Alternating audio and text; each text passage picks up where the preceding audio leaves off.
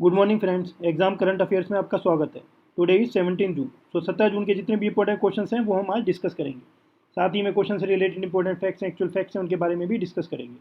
और friends, video के description में नीचे एक लिंक दे रखा है जहाँ से आप पीडीएफ डॉक्यूमेंट भी डाउनलोड कर सकते हैं।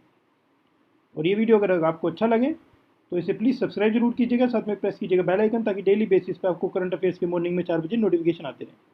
स्टार्ट करते हैं फर्स्ट क्वेश्चन से। Question number 1, international day of family remittance कब मनाया जाता है? तो इसका सही उत्तर है ऑप्शन डी, 16 जून को। यह दिन विदेशों में रहने वाले प्रवासियों के प्रयासों को सम्मानित करने और अपने देश में अपने परिवार के सदस्यों के जीवन को बेहतर बनाने में मदद करने के लिए मनाया जाता है। तो बाहर जाकर लोग जो प्रवासी होते हैं, कमाते हैं, उनके लिए बेसिकली और उनके परिवारों के लिए ये दिन डेडिकेटेड है, मनाया जाता है। क्वेश्चन नंबर 2, 2021 नाटो शिखर सम्मेलन कहाँ आयोजित हुआ है? तो इसका सही उत्तर है ऑप्शन ए, बेल्जियम। बेल्जियम के ब्रसेल्स में नाटो शिखर सम्मेलन आयोजित हुआ है। नाटो की फुल फॉर्म क्या है? उत्तरी अटलांटिक संधि संगठन, North Atlantic treaty organisation. NATO का मुख्यालय हेडक्वार्टर कहाँ पर है? ब्रसेल्स, बेल्जियम में। नाटो सैन्य समिति के नाटो अध्यक्ष चेयरमैन कौन है? Air chief marshal Stuart pitch. NATO के सदस्य कितने हैं? 30 सदस्य, टोटल 30 कंट्री है नाटो के अंडर में। तो स्थापना कब हुई थी नाटो की? 4 अप्रैल 1949 में। ओके, क्वेश्चन नंबर 3, निम्न में से किसने भारत का पहला बिजली मुफ्त सीपीएपी उपकरण जीवन वायु बनाया है? तो इसका सही उत्तर है ऑप्शन बी, आईआईटी रोपड़। और सीआरएपी की फुल फॉर्म क्या है? निरंतर सकारात्मक वायुमार्ग दबाव, मतलब कॉन्टिन्यूसली पॉजिटिव एयरवे प्रेशर। इसका उपयोग सीपीएपी मशीन के विकल्प के रूप में किया जाता है। इससे पहले ये प्रावधान मौजूद नहीं था। जो जो इससे पहले ये प्रावधान मौजूदा सीपीपी मशीन में उपलब्ध नहीं था। ओके, क्वेश्चन नंबर 4, हाल ही में पोलैंड ओपन में किसने स्वर्ण पदक जीता है? तो इसका सही उत्तर है ऑप्शन सी, विनेश फोगाट। इससे पहले इन्होंने माटेओ पेलिकॉन इवेंट और एशियन चैंपियनशिप में भी स्वर्ण पदक जीता था। और यह है इनकी 5 फोटो, भारत की Vinesh Phogat. Okay, question number 5, निम्न में से किसे यूएनएससी के अस्थायी सदस्य के रूप में चुना गया है? तो इसका सही उत्तर है ऑप्शन डी, उपरोक्त सभी। मतलब कौन कौन सी कंट्री है? संयुक्त अरब अमीरात, ब्राज़ील, अल्बानिया, गैबान, घाना। और इसका चुनाव कैसे होता है? एक गुप्त मतदान होता है, उसके थ्रू इसका चुनाव होता है। और सुरक्षा परिषद के अस्थायी सदस्यों के रूप में इन्हें चुना गया है। भारत ने 1 जनवरी 2021 से संयुक्त राष्ट्र सुरक्षा परिषद के अस्थायी सदस्यों के रूप में कार्यकाल शुरू किया था, मतलब टेम्परेरी सदस्यों के रूप में। और संयुक्त राष्ट्र सुरक्षा परिषद का मुख्यालय हेडक्वार्टर कहाँ पर है? न्यूयॉर्क, संयुक्त राज्य अमेरिका में। तो संयुक्त राष्ट्र सुरक्षा परिषद की स्थापना कब हुई थी? फाउंडेड इन 24 अक्टूबर 1945 में। Okay, question number 6, federal bank ने निम्न में से किसके साथ अपने रणनीतिक सहयोग का विस्तार किया है?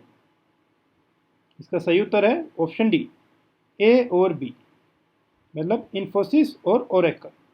इन दोनों कंपनियों के साथ अपना रणनीतिक सहयोग का विस्तार किया है फेडरल बैंक ने।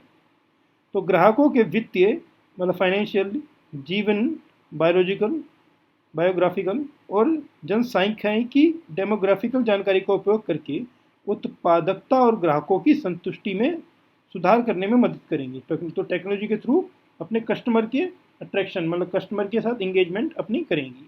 और फेडरल बैंक के एमडी और सीईओ कौन है? श्याम श्रीनिवासन।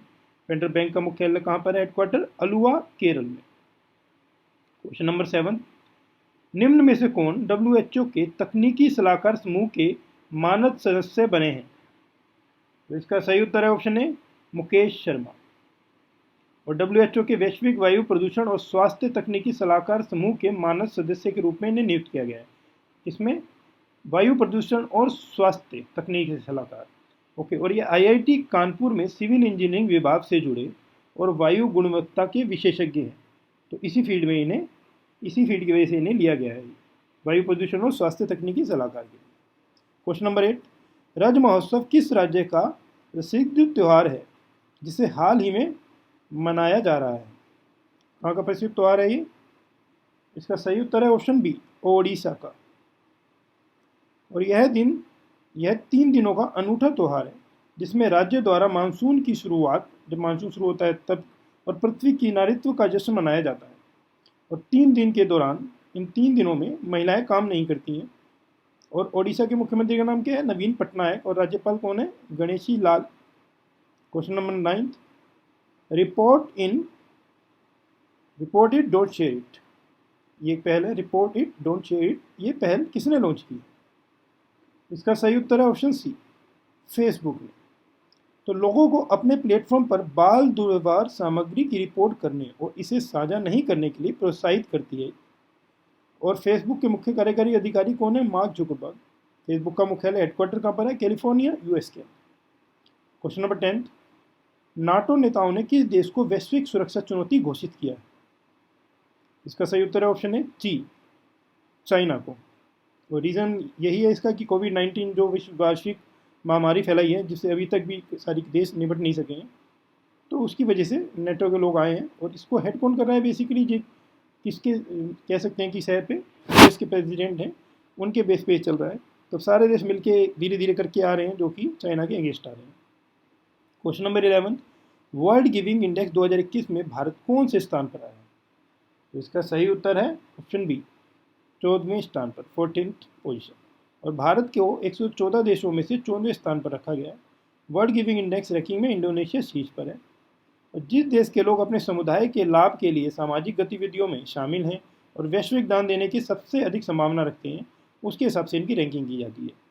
क्वेश्चन नंबर 12, भारत का लक्ष्य पीएम नरेंद्र मोदी के अनुसार 2030 तक कितनी खराब भूमि को बहाल करना है? तो इसका सही उत्तर है option A, 26 million hectare. Question number 13, कथित तौर पर डेल्टा कोविड-19 संस्करण के खिलाफ कौन सा टीका अधिक प्रभावी है? इसका सही उत्तर है option C, Sputnik V. Question number 14, किस राज्य सरकार ने कोविड-19 की संभावित तीसरी लहर के लिए 5,000 युवाओं को स्वास्थ्य सहायक के रूप में प्रशिक्षित करने का निर्णय लिया है? तो अभी तीसरी लहर आई नहीं है, जो जिसके बारे में बात चल रही है कि तीसरी लहर आएगी और बच्चों को सबसे ज़्यादा प्रभावित करेगी।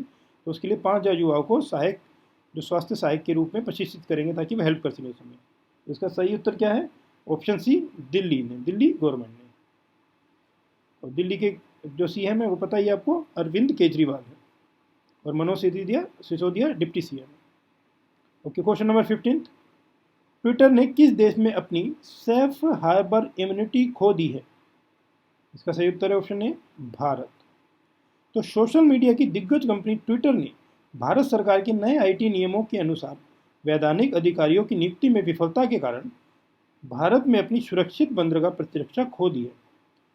तो इंडिया ने जितनी भी सोशल मीडिया हैं उन सबके लिए अभी नई गाइडलाइन जारी किए थे और उन्हें कहा था कि अपने जो अधिकारी हैं वो डेडिकेटली इंडिया के लिए नियुक्त होने चाहिए।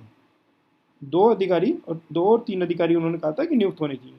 तो ये फेसबुक ने कर चुकी है, गूगल कर चुकी है, जो बड़ी बड़ी कंपनियां हैं उन्होंने कर दिया है। एक ट्विटर है जिसने अभी तक नहीं किया है, और इनको डेडलाइन दी गई थी 26 मई की, 25 मई 26 मई। तो वो डेडलाइन भी क्रॉस होगी, उसके बाद इन्होंने कहा ठीक है अभी हम देखेंगे। बट अभी तक कोई इन्होंने एक्शन नहीं लिया है। इन्होंने ये कहा कि हम प्रोसेसिंग में हम देखेंगे, जबकि इंडिया की गाइडलाइंस खत्म हो गई हैं। तो इस वजह से जो एक सेफ हाइपर इम्यूनिटी होती है वो इन्होंने बात खो दी है। तो इससे क्या होता है, इसको खोने के बाद कि अगर कोई कंटेंट ऐसा होता है जो कंटेंट सही ना माना जाए, जिसकी वजह से दंगे हो सकते हैं, जिसकी वजह से लड़ाई झगड़े हो सकते हैं, इस टाइप का कोई भी कंटेंट होगा और वो ट्विटर पे पड़ा है और ट्विटर ने उसे डिलीट नहीं करा है, तो उस केस में इंडिया उस पर लीगल एक्शन ले सकती है ट्विटर पे। तो कोर्ट में जा सकती है और उसके खिलाफ केस कर सकती है, मानहानि का मुकदमा कर सकती है। उसके अगेंस्ट मतलब जो भी मुकदमे के अगेंस्ट डिसीजन होगी, पैसा देना या जो भी फाइन होगा वो फाइन भी बन सकता है। और अगर सेफ हाइबर इम्यूनिटी नहीं खोई होती है, जैसे कि अभी फेसबुक है, गूगल है, इन्होंने अपने अधिकारी नियुक्त कर दिए हैं तो इनके पास है, तो उस केस में इंडिया डायरेक्ट जाके केस नहीं कर सकती है। तो ये डिफरेंस होता है इसका। ओके फ्रेंड्स, आज के 15 क्वेश्चन एक समाप्त होते हैं। ये वीडियो करंट अफेयर्स का आपको कैसा लगा? अगर ये अच्छा लगा हो तो प्लीज़ इसे लाइक ज़रूर कीजिएगा, शेयर कीजिएगा अपने फ्रेंड्स के साथ जो ऑलरेडी गवर्नमेंट एग्जाम की प्रिपरेशन कर रहे हो। और साथ में इस चैनल को अगर अभी तक आपने सब्सक्राइब नहीं किया है तो इसे सब्सक्राइब कीजिएगा प्लीज़, और साथ में प्रेस कीजिएगा बेल आइकन, ताकि डेली बेसिस पे आपको करंट अफेयर्स के नोटिफिकेशन मॉर्निंग में 4 बजे मिलते रहें। तो कल नए करंट अफेयर्स के क्वेश्चन के साथ दोबारा मिलेंगे, तब तक के लिए नमस्कार, गुड बाय।